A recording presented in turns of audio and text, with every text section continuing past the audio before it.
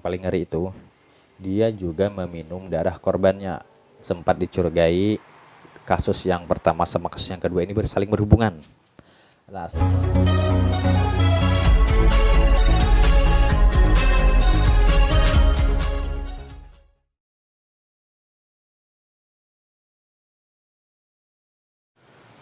ya, hello what's up guys. Ya, kembali lagi bersama saya di channel Raffi F2.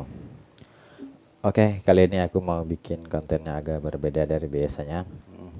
Kalau biasanya kan bikin konten reaksi video-video lucu, ketawa-ketawa. Nah, kali ini aku mau bikin konten yang agak berbeda dari biasanya, yang agak serius, yaitu tentang 3 kasus pembunuhan berantai yang pernah terjadi di Indonesia. Pembunuhan yang dibilang sangat sadis ya, karena mereka itu selain membunuh, mereka juga memutilasi korban, dan mereka juga memiliki kelainan seksual. Nah, jadi selain dibunuh, mereka juga ya digituin dulu kan, baru dibunuh, baru dimutilasi. Nah, nama-nama pelakunya itu mungkin sebagian kalian udah ada yang tahu ya kan, seperti Robot Gedek, seperti Babeh Baikuni. Nah, dan yang paling terkenal itu, yang paling heboh itu kasusnya ada Rian Jombang. Nah, seperti apakah ceritanya? Langsung aja kita mulai pembahasannya. Nah, tapi sebelum kita mulai, buat kalian yang belum subscribe, silahkan diklik tombol subscribe-nya biar channel ini semakin berkembang. Oke, langsung aja kita masuk ke ke kasus yang pertama. Oke, kasus pertama ini ada Siswanto alias Robot Gedek. Nah, pada tahun 90-an Indonesia itu digemparkan dengan terungkapnya kasus pembunuhan yang dilakukan oleh seorang tunawisma atau seorang gelandangan. Ya, Robot Gedek ini seorang pria kelahiran 1963 yang bisa dikatakan seorang psikopat yang sangat melegenda hingga sekarang.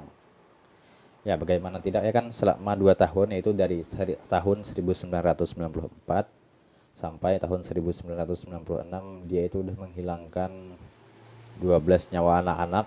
Nah, yang usianya di antara 9 sampai 15 tahun. Nah, dia ini juga seorang pedofil. Nah, tahu kan ya, disodomi kayak gitu kan anak-anak. Nah, setelah dia itu menyodomi korban, dia juga membunuh dan mutilasi korbannya. Nah, yang paling ngeri itu, dia juga meminum darah korbannya. Nah, gimana yang ngeri ya kan? Ya mungkin semacam kayak ritual gitu kan, kepercayaan dia, kita nggak tahu juga. Nah, dia juga memutilasi korbannya. Dan yang parahnya lagi, sebagian tubuh korbannya itu dia jadiin koleksi di rumahnya ya, sebagiannya dikoleksi bangkai-bangkai atau gimana gitu. Nggak ngeri juga kan? Nah, dalam aksinya itu dia mengincar anak-anak jalanan di Jakarta untuk menghilangkan jejak nih. Sebagian potongan tadi kan dikoleksi. Nah, sebagiannya lagi tubuh korban itu dibuang di area Pondokopi Jakarta Timur, dan sebagian lagi di sekitar rawa-rawa di bekas Bandara Kemayoran Jakarta Pusat. Jadi sebagian dibuang, sebagian dikoleksi. Nah, akhirnya aksinya pun tercium oleh kepolisian dari Polres Jakarta Pusat dan Jakarta Timur. Mengetahui dirinya jadi buronan nih, dia kabur ke Jawa Tengah. Akhirnya polisi pun melakukan pencarian. Akhirnya dia itu berhasil ditangkap pada tanggal 27 Juli 1996. Dari keterangannya, dari hasil interogasi polisi nih, dia mengaku bahwa membunuh semua korbannya itu dalam kondisi tidak sadar. Dan yang lebih parahnya lagi nih, dia mengatakan kalau semua korban yang dia bunuh itu dia kira ayam. Katanya kan dalam kondisi tidak sadar nih, jadi dia mengira semuanya itu cuma nyembelih ayam. Gimana enggak, emang gila emang ya. Benar-benar ngeri itu. Nah, kemudian pada akhirnya dia disidang di Pengadilan Negeri Jakarta Pusat, dan dia divonis hukuman mati dan harus menjalani hukuman penjara di Nusa Kambangan. Nah, tapi sebelum sampai dia itu dieksekusi pada tahun 2007, kemudian dia udah meninggal dunia karena serangan jantung. Akibat dari kasus ini ya, pada tahun-tahun itu banyak orang tua yang was-was karena keselamatan anaknya, takutnya kan diculik juga terus dibunuh kayak kasus Robot Gedek ini. Gimana menurut kalian kasus yang pertama ini seberapa ngeri? Langsung aja komen di bawah. Oke, langsung aja kita berlanjut ke kasus yang kedua. Nah, kasus kedua ini kasusnya hampir sama dan bahkan sempat dicurigai kasus yang pertama sama kasus yang kedua ini bersaling berhubungan.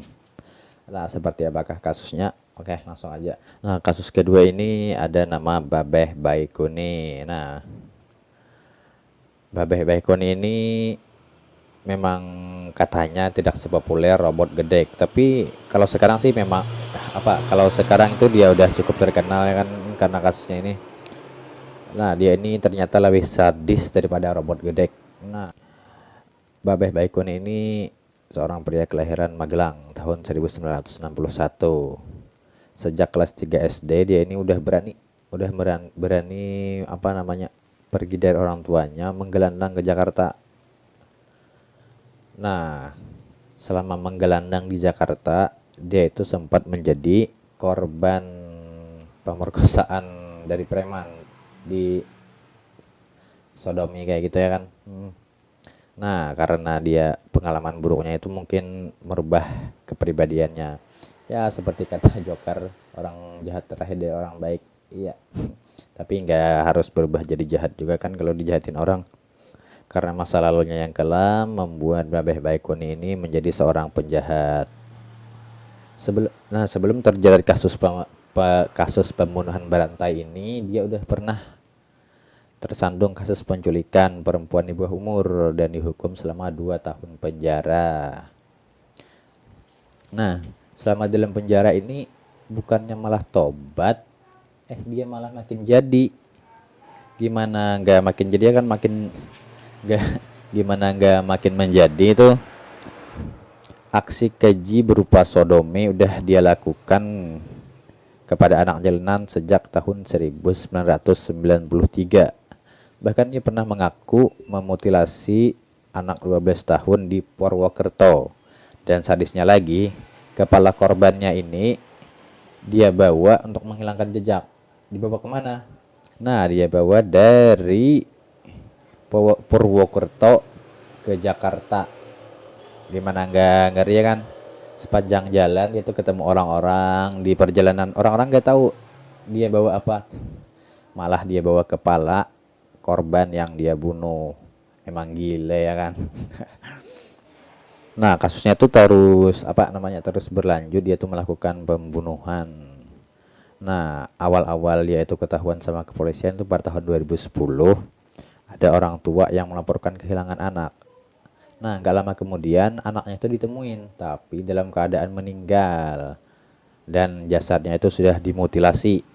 Nah, para polisi pun langsung bergerak cepat nih. Akhirnya terungkap pelakunya adalah Babeh Baikuni dan dibekuk di kediamannya di Gang Masjid Haji Dalim di Pulau Gadung, Jakarta Timur pada Januari 2010 kalau nggak salah ditangkapnya itu. Nah, kecurigaan polisi pun nggak berhenti sampai di situ ya kan kasus yang satu itu tadi karena dia udah melakukan pembunuhan dari tahun 1993. Nah, kecurigaan polisi pun ternyata benar karena dia itu sering menggelandang membawa anak-anak. Nah, dikira ya kan nggak tahu kan dikira anaknya Babeh Baikuni, ternyata itu adalah korban-korban yang dia culik. Dari hasil pengembangan ternyata Babeh telah membunuh 14 anak berusia antara 4 sampai 14 tahun. Wah, emang sadis-sadis. Nah, dan di antara 4 korbannya itu dimutilasi, dipotong-potong nih tubuhnya. Dan lebih parahnya lagi, lebih gilanya lagi, dia mengaku senang melihat korbannya itu kesakitan hingga akhirnya mati. Nah, dia itu divonis penjara seumur hidup pada 6 Oktober 2010 di Pengadilan Negeri Jakarta Timur. Nah, setelah itu dia melakukan banding nih kan kali aja hukumannya makin ringan. Bukannya makin malah ringan, malah makin berat. Dari hukuman seumur hidup dia divonis dihukum mati. Nah, dan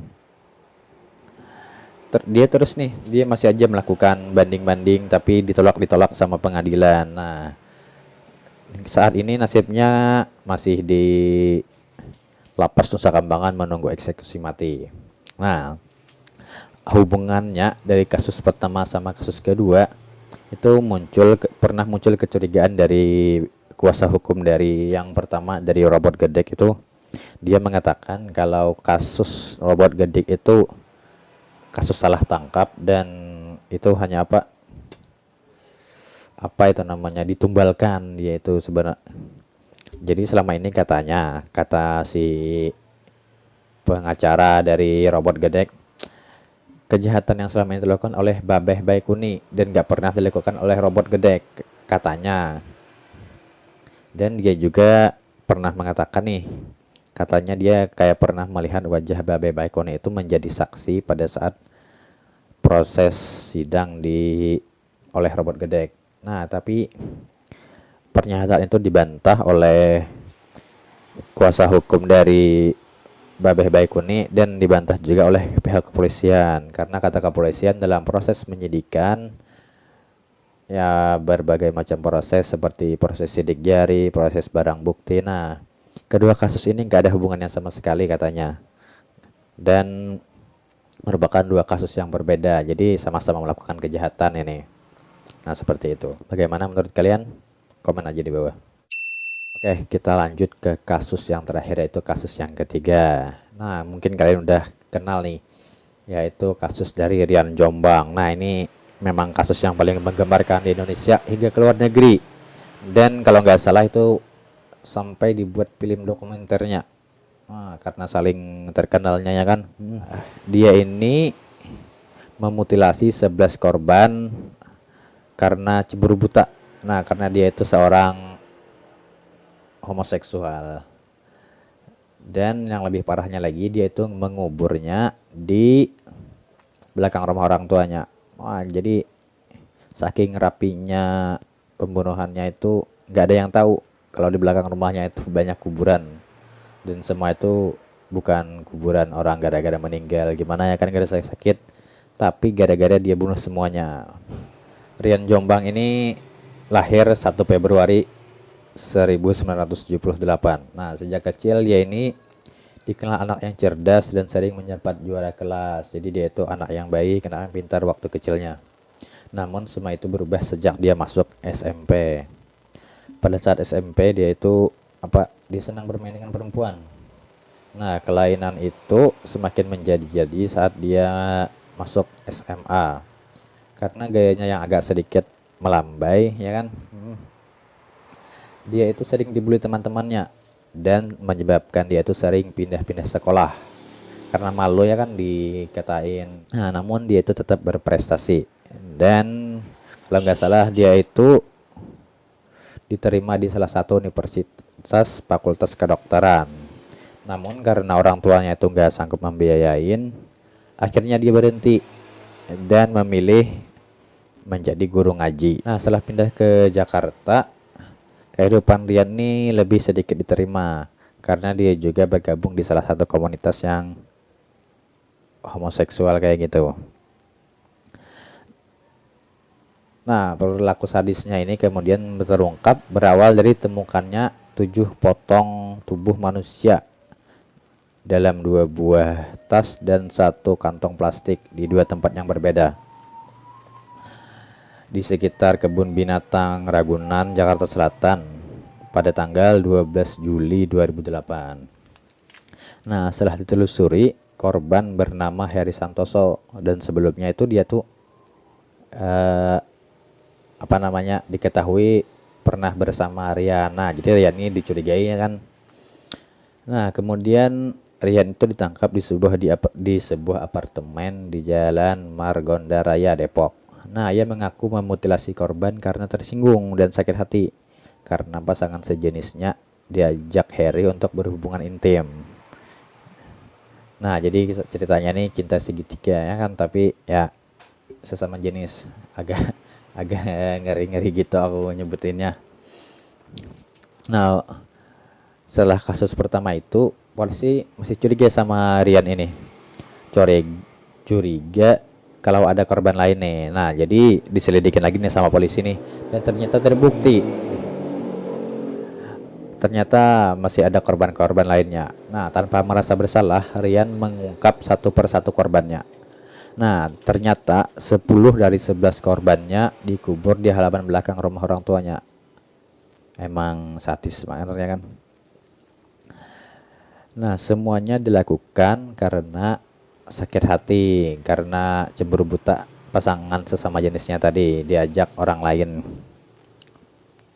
Tidak hanya pria, ternyata Rian juga membunuh 2 orang perempuan, yaitu seorang ibu dan anak. Ibunya berumur 31 tahun dan anaknya berumur 3 tahun. Karena terbukti melakukan pembunuhan berantai, pada tanggal 6 April 2009, Pengadilan Negeri Depok menjatuhi hukuman mati. Upaya banding udah dilakukan oleh Rian nih, tapi berbagai pengadilan menolaknya. Nah, saat ini Riannya berada di Lapas Kelas 1 Cirebon. Nah, jadi selama di penjara itu saat ini dia berusaha untuk taubat, dia kan seperti mendalami agama, apa seperti puasa kiparat, dan memperbanyak membaca Al-Quran. Lebih bagus dari kasus sebelumnya ya kan, di penjara bukannya malah tobat, malah makin menjadi-jadi. Ya, Rian ini agak sedikit bagus ya kan, semoga aja tobatnya diterima. Tapi dia tetap dihukum mati loh ini. Mungkin dia masih menunggu eksekusinya aja. Oke, itu tadi pembahasan dari 3 kasus pembunuhan berantai di Indonesia yang pelakunya mengalami kelainan seksual. Oke, bagaimana pendapat kalian? Informasi apa yang kurang atau seberapa ngeri kasusnya? Langsung aja silahkan komen di bawah. Dan jangan lupa buat kalian untuk klik tombol like, comment, share, dan subscribe.